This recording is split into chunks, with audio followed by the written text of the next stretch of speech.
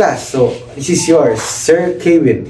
And now, are you ready for our first activity? So, our first activity is entitled Odd One Out. So, what are you going to do is to first look at the 4 images and find the different ones or the odd ones. So, yung hatod class again, mag-show kung picture pat ka mo, then you have to identify which one picture does not belong to the group, okay?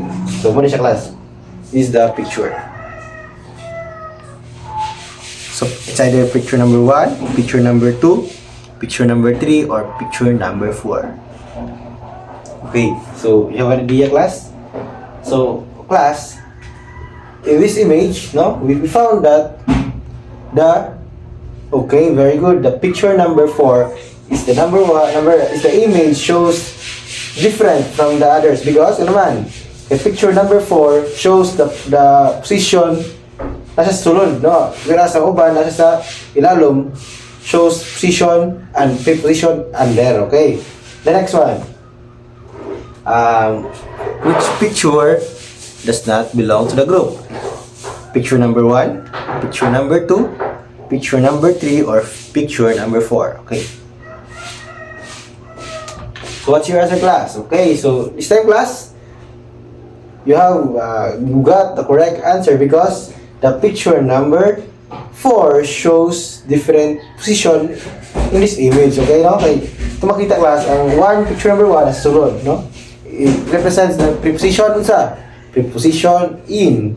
Then picture number 2, same as preposition number 2, kay na-show sa preposition nga in. And 3 also, nag-show siya sa preposition nga in. And sa number 4, kay unsa nga preposition nga yang gamit, na siya sa gapatong man sa lamisa. Okay, so the ball patong sa lamisa means the preposition is used unsa? On, okay, very good. No? So in that case, class, we are ready to identify, no, kung unsa ang different preposition, okay? No, naba mo yung mga idea, class, what will be our lesson for today's discussion?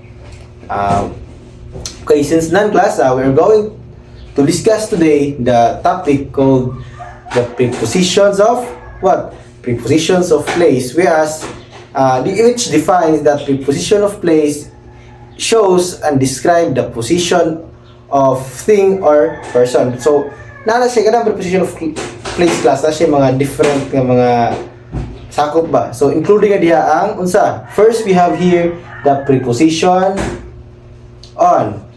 On means that if the on is touching the surface. Sabot, class, if the first object nag-touch or nagpatung siya sa another object, pasabot ana siya, class, nagamit siya preposition nga on. Very good, no? So for example, class, if the ball, what object is this? Ball. Nga kani, class, unsa ni nga object, class? Yang we touch sa right hand. It is an object, table. So kung ang ball na ipatong man sa table, ma-consider ba siya or matawag ba siya nga nag-touch sa surface, nagpatong sa surface? Yes, so therefore, we use the preposition on because the object is touching or nagpatong siya sa another object. So it is called the preposition on. Okay, very good, class. No? Another example, class.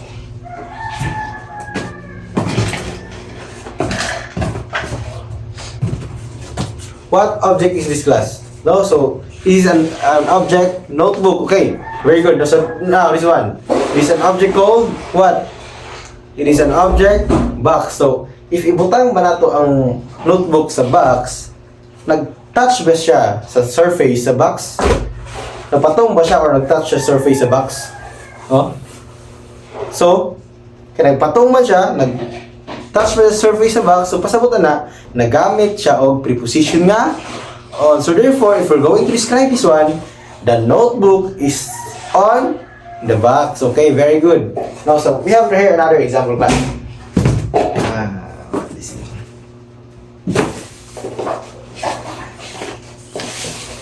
Okay, class, what object is this, class, in my right hand? Okay, so this object is a book, no? A book. And this one object is a glue. So if ibutang man ako ang glue diri sa book, butang ako siya diri, nag-touch ba siya surface sa book? Nag-touch ba siya? Wala. So therefore, nag-touch siya, nagpatung siya. So nagamit siya preposition nga on. So very good, no? So if we're going to describe this one, the glue is on the notebook because is on the book rather, because the glue is touching the surface and above, or patung siya sa object, sa another object. Okay, very good, no? So that is an example of how we identify the preposition on.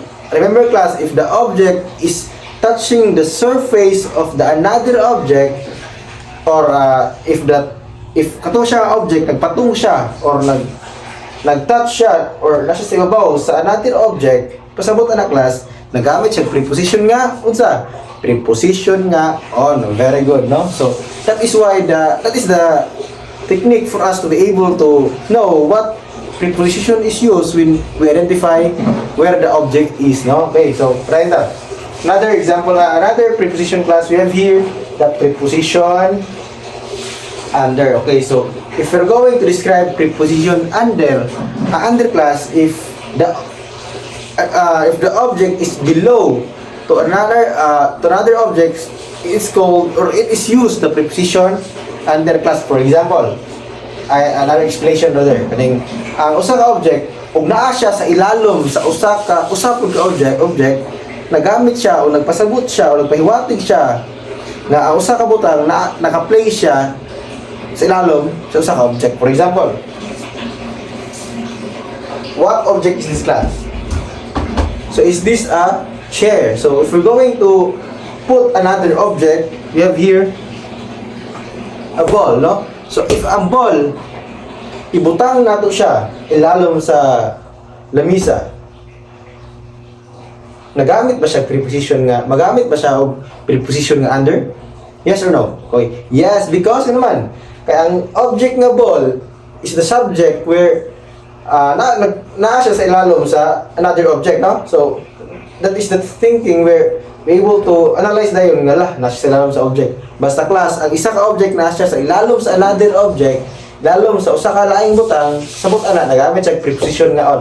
For example, if we're going to describe this, the ball is under the chair because the ball really under the chair. Okay? Okay. That is the thing, class. Okay. For other object use, no? Okay. Okay, so what object is this class? Again, it is a notebook. Okay. So this object is notebook, and the another object is glue, no? Stick glue. Okay. So if ibutang nato siya ilalom sa notebook, na ba siya sa ilalom sa notebook? Wala. Okay, nasa sa ilalom sa notebook. So therefore, nagamit siya preposition nga unsa? Preposition nga under, because the glue is under the notebook. So if we're going to describe this one, okay, describe nato siya. So ang the glue is under the notebook. Kaya naman kani ang subject, kani man ang object. Sa class, so the object is the receiver of the action. The subject is the one to answer the what and who, no? Muna ang pinaka main, muna ang mubuhat sa action. Muna siya class. So if we're going to describe this one again, the glue is under the notebook. Okay, very good, no? Another example. So what object is this class? This object is box, no? I have also here an object, pen, no? If ibutang banato siya sa ilalom, matawag ba siya nga under? Ang pen, ibutang sa ilalom, under ba siya? Wala. Drop pen, no? Drop pen. Under ba siya? Wala. So it means class, if the pen is nasa ilalom nag-stay, the first object or the subject is under the another object called box. Now, muna to siya. So, now, let's proceed or let's move on to another preposition. Within, kani siya preposition class, describes something is within, no? Pasabot, if the object is nasa sulod, pero dili siya emphasize yun niya, nasa sulod, muna siya itawag na preposition in. For example, this is a cup or glass, cup ni siya kay plastic man. So, and this one is a pen. So, if ibutang man nato ang pen diri sa cup, naa ba siya sulod sa cup? Wala. Gi-emphasize, gisiraan ba siya? Wala. So, para for you to notice the difference between in and inside, if in class, wala siya na-emphasize nga naa siya sa sulod.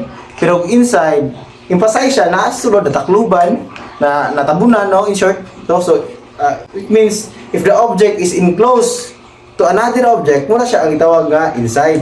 If the object is not fully enclosed, which means that the object, makita na to siya, oh, makita na to ang, yan ko, so pasabutan na, we use the preposition in. Okay, very good. What object is this class? This object is notebook, and this object also is a box. If butang ba nato siya sa box, na ba sunod? Okay, nasunod, pero wala siya na-emphasize nga nasunod because makita nato siya, wala siya natabunan, wala siya natabunan. So in short, this book is in the box because wala siya na-emphasize sunod. So if we're going to describe this one, the book is in the box. Okay? Again, so balik ko na to. The book is in the box. Okay? So, very good, no? So, mura to siya ang the preposition in. And now, let's move on to another preposition inside, no? So, inside, which means, tawagin ko na niya, inside means if the object is fully enclosed to another object. For example, kaniko. So, this object class is a ball, no? This object is a ball, and this another object in my left hand is a box. If we're going to put this ball, sulod dire, natabunan ba siya? Nasulod ba siya? Wala. Nasulod siya? Wala. So, nasulod ba siya? So, pasabot. Therefore, we're going to use the preposition inside because the object emphasized, no? Klaro kaayo, natabunan siya, no? Natabunan siya, nasulod. So, therefore, it uses the preposition inside, no? Para for you, mga class, mo to siya ang tanawon kay if makalibog magud siya if kay inside prepareha siya sila pero pag emphasize siya nasunod matabunan siya inani the ball is inside the box. So what object is this class? This object is a remote. Then this object is a cup. So if ibutang nato siya tabunan ang remote. Ang remote ba sulod sa cup? Wala na ano. So therefore we use the preposition inside because the object is inside another object.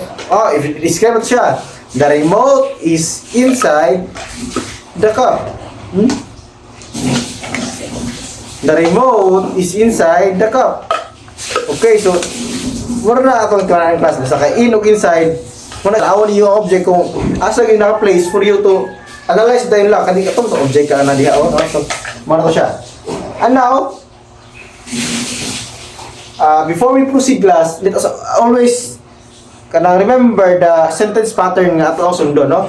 We have here a sentence pattern called subject plus is plus preposition plus object. Again, the subject plus is plus preposition plus plus object.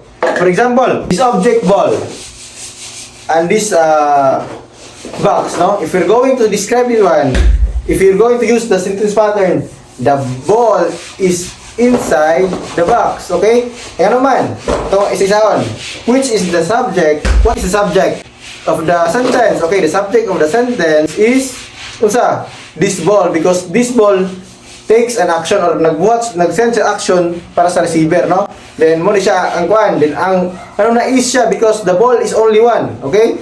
The ball is only one. Mo siyang is, then preposition used inside because the ball is inside the box.